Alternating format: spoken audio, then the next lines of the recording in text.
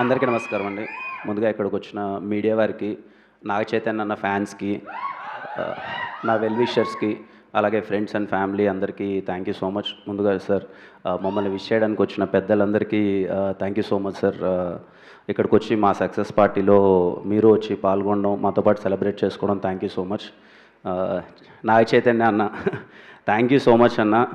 ఆ రోజు ఈవెంట్కి వచ్చారు, నన్ను చాలా సపోర్ట్ చేశారు, మళ్ళీ ఇప్పుడు వచ్చారు.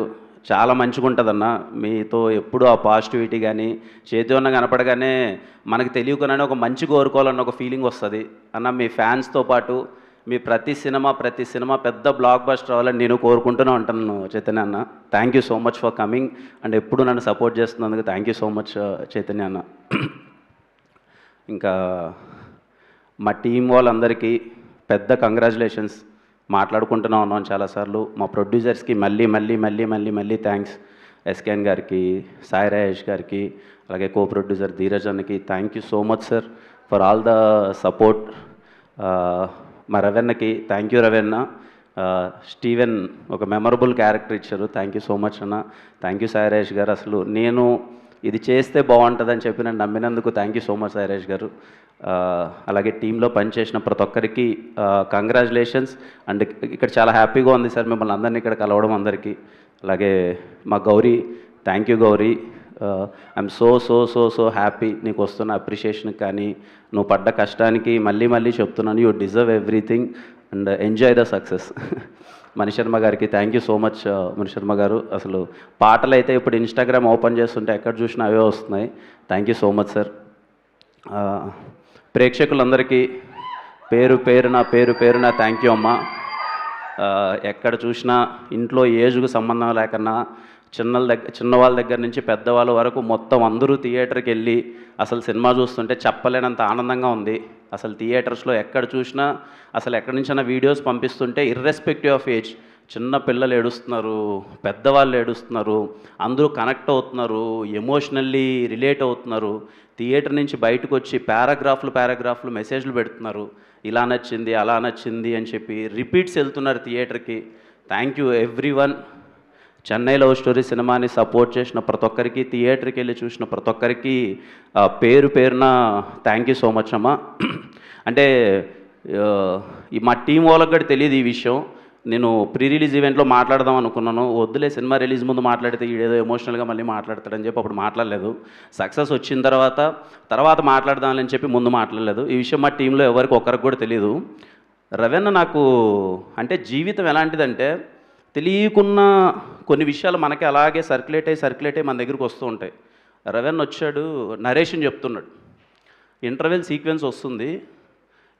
సీక్వెన్స్ వస్తుంది ఆయన చెప్తూ ఉంటే నాకేం అర్థం కావట్లా. ఇదేంట్రా మొత్తం అన్నకి జరిగింది చెప్తున్నాడు ఏంటి, నాకు సీన్ టు సీన్ అన్నకి జరిగింది చెప్తున్నాడు ఏంటి అన్నది నాకేం అర్థం కాల. నేను ఒక్కసారిగా షాక్. ఈ కథ నా దగ్గరికి ఎందుకు వచ్చింది, ఏంటి అన్నకి జరిగిందే చెప్తున్నాడు ఏంటి అన్న విషయం కరెక్ట్గా సేమ్. అన్న ఏదో పిల్లలకి ఏదో స్నాక్స్ తీసుకురావడానికి బైక్లో వెళ్ళడం, కరెక్ట్గా అలా జరగడం. కట్ చేస్తే ఆయన ఏదో కర్నూలుకి తీసుకొచ్చారంటే ఇక్కడి నుంచి నేను పరిగెత్తుకుంటూ కర్నూలుకి వెళ్తే సేమ్ స్ట్రెచ్చర్ మీద నివీ ప్లేస్లో నేనున్నాను, స్టీవెన్ ప్లేస్లో అన్న ఉన్నాడు. నాకేం అర్థం కాల. అన్న షార్ట్ టు షార్ట్ చెప్తుంటే అరే ఏంది ఇది, ఎందుకు వచ్చింది కథ నాకు, సేమ్ కదా నేను ఇది ఎక్స్పీరియన్స్ చేశాను కదా సేమ్ కదా అని చెప్పి ఐ వాజ్ లిటరల్లీ షాక్డ్. మీకు ఎవరికి చెప్పలేదు, టీం వాళ్ళు ఎవరికి. లిటరల్లీ అసలు ఆ సీన్స్ చేసేటప్పుడైతే ఉంటుంది కదా ఒక పెయిన్, అది. సో సక్సెస్ మీట్లో చెప్దాం అనుకున్నాను. థ్యాంక్ యూ అన్న ఫర్ ఎవ్రీథింగ్. అంటే ముఖ్యంగా ఫ్యామిలీస్కి చెప్పాలండి, అంటే దయచేసి మీరు ఎంత బిజీగా ఉన్నా ఎలాంటి థింగ్ ఉన్నా కానీ ఫ్యామిలీని మిస్ అవ్వద్దండి. చెప్పేంత పెద్దోడిని కాదు, but every minute is important, every second is important. ఏ నిమిషం ఏం జరుగుతుందో ఎవరికీ తెలియదు. Be alert.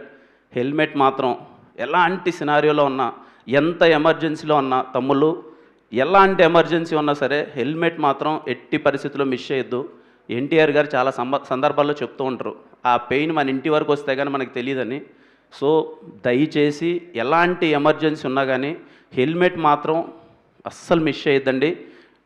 డ్రైవింగ్ అయితే చాలా చాలా సేఫ్గా చేయండి. It's my sincere request, it's my seriously sincere request. దయచేసి ఎలాంటి ఎమర్జెన్సీలో ఉన్నా సరే హెల్మెట్ మాత్రం మిస్ చేయొద్దండి. ప్రతి ఒక్కరికి అందరూ చాలా హ్యాపీగా ఉండండి. అమ్మ సినిమా చూసినా ఇంతగా ఆశీర్వదించిన కుటుంబాలందరికీ థ్యాంక్ యూ సో మచ్ అమ్మ. అందరూ హ్యాపీగా ఉండాలి, అంతా బాగా జరగాలి. అండ్ మాకు ఇంత పెద్ద సక్సెస్ ఇచ్చినందుకు thank you so much. Thank you అండి, thank you so much. Thank you Kiran గారు, thank you so much. Yes, so ఇప్పుడు హోస్ట్ హోదాని ఎస్కేఎన్ గారు తీసుకుంటున్నారనమాట, నాగ చైతన్య గారిని ఇన్వైట్ చేయడానికి. Thank you sir. అంటే కా ఫంక్షన్ జరిగినప్పుడు చైతన్య గారు వచ్చారు. ఆ రోజు తండేల గురించి చెప్పింది ఫ్యాన్స్ అందరూ గుర్తుంటుంది. మొన్నే మా రిలీజ్కి ముందు బాపి దగ్గర కొన్ని క్లిప్పింగ్స్ చూశాను, వృషకర్మ. ఆ సినిమా డేట్ ఏంటో నాకు తెలియదు, కానీ ఆ సినిమా స్లేట్ మాత్రం వేరు, గుర్తుపెట్టుకోండి. Thank you. ప్లీజ్ చైతన్య గారు ప్లీజ్. ఎస్, మా యువ సామ్రాట్ ఆర్ తండేల్ ఆర్ రాజు అక్కినేని నాగ చైతన్య గారిని మాట్లాడవలసిందిగా రిక్వెస్ట్ చేస్తున్నాం. అందరికీ నమస్కారం. ఇక్కడికి వచ్చిన మీడియా మిత్రులందరికీ, Chennai love story team members అందరికీ, అలాగే కిరణ్ అభిమానులందరికీ వెరీ వెరీ గుడ్ ఆఫ్టర్నూన్. అందరు నాకు థ్యాంక్ యూ చెప్తున్నారు ఈ ఈవెంట్కి వచ్చినందుకు. నాకు నిజంగా థ్యాంక్ యూ చెప్పక్కర్లేదు. నాకు ఇక్కడ ఉండి మీ సక్సెస్ని సెలబ్రేట్ చేయటం నాకు ఎంతో ఆనందంగా ఉంది. యాక్చువల్లీ రాజేష్ నాకు ట్రైలర్ రిలీజ్ ముందే ఫోన్ చేశాడు, సార్ ఇలా రేపు ట్రైలర్ రిలీజ్ చేస్తున్నాము రాగెళ్తారా అంటే, ఒక వేరే కమిట్మెంట్ వల్ల నేను ఆ ఈవెంట్కి వెళ్ళలేకపోయాను. చాలా బాధపడ్డాను. బికాస్ ఈ సినిమా సక్సెస్ అయిన తర్వాత వచ్చి ప్రమోట్ చేయటం కాదు, సక్సెస్ ముందే అప్పటి నుంచే వీళ్ళతో ఉండి ప్రమోట్ చేయాలని నాకు ఎంతో ఉన్నింది లోపల. బికాస్ నాకు లవ్ స్టోరీస్ అంటే పిచ్చి. అండ్ ఒక టైంలో నిజంగా నాకు భయం వేసింది, కోవిడ్ తర్వాత లవ్ స్టోరీస్ తీయటం, లవ్ స్టోరీస్ రిలీజ్ అవటం చాలా తగ్గిపోతున్నాయి, ఏంటబ్బా ఆడియన్స్ థియేటర్స్కి వెళ్తారా లవ్ స్టోరీస్కి అనేది. అండ్ మెల్లగా మళ్ళీ ఆ ట్రెండ్ స్టార్ట్ అయింది. అండ్ ఈ చెన్నై లవ్ స్టోరీతో మళ్ళీ ఒక కల్ట్ లవ్ స్టోరీ ఇచ్చారు. సో ఇవాళ ఇక్కడ ఉండటం నాకు ఎంతో ఆనందంగా ఉంది.